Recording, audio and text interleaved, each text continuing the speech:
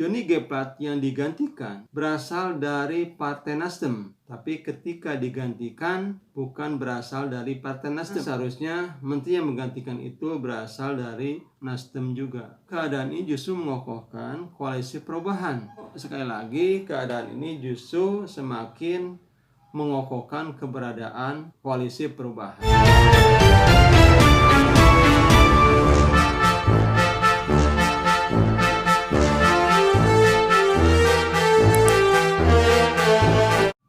Assalamualaikum warahmatullahi wabarakatuh. Sahabat-sahabatku, selamat berjumpa lagi dengan saya Effendi di Effendi Advocaten Channel, sebuah channel yang akan membahas masalah-masalah kemasyarakatan yang diulas secara populer. Kali ini kita akan membahas mengenai pelantikan menteri yang kemarin dilakukan oleh Presiden Joko Widodo. Pelantikan terhadap 1 menteri dan 3 wakil menteri dilakukan kemarin. Yang menarik dalam pelantikan kemarin, menteri yang dilantik berasal bukan dari menteri itu berasal, yaitu Partai Nasdem.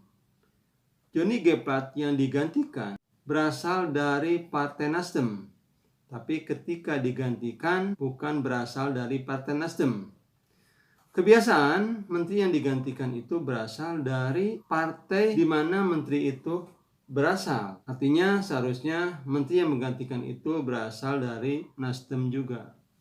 Nah, sahabat-sahabatku, keadaan ini justru sebaliknya semakin mengokohkan koalisi perubahan, di mana Partai Nasdem itu salah satunya. Koalisi perubahan yang dimana sehari sebelumnya telah melakukan apel siaga perubahan, di mana apel tersebut dilakukan di GBK dengan tumpah ruah didatangi berbagai kader dan simpatisan dari Partai Nasdem serta relawan dari Anies Baswedan. Tentu ini merupakan momen-momen yang semakin membangkitkan atau mengokohkan koalisi perubahan. Setelah itu dilakukan pergantian menteri yang bukan berasal dari salah satu anggota koalisi perubahan ini.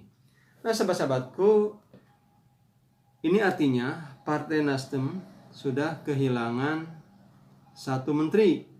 Jadi yang tersisa adalah 2 menteri, dan 2 menteri pun ini tidak tahu nasib selanjutnya.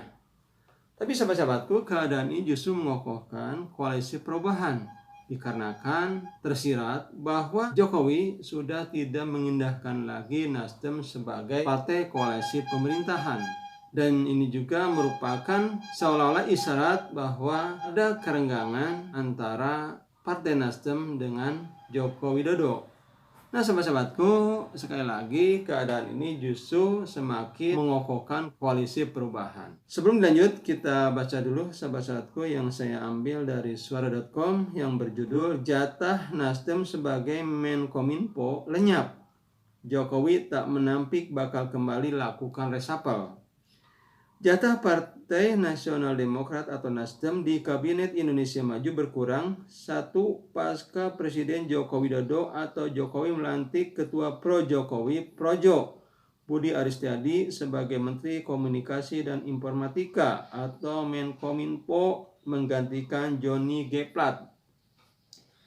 Jokowi tidak menampik nantinya bakal kembali melakukan perombakan alias resapel. Ya, bisa saja, prerogatif presiden, kata Jokowi sembari tertawa di Komplek Istana Kepresidenan Jakarta, Senin 17 Juli tahun 2023.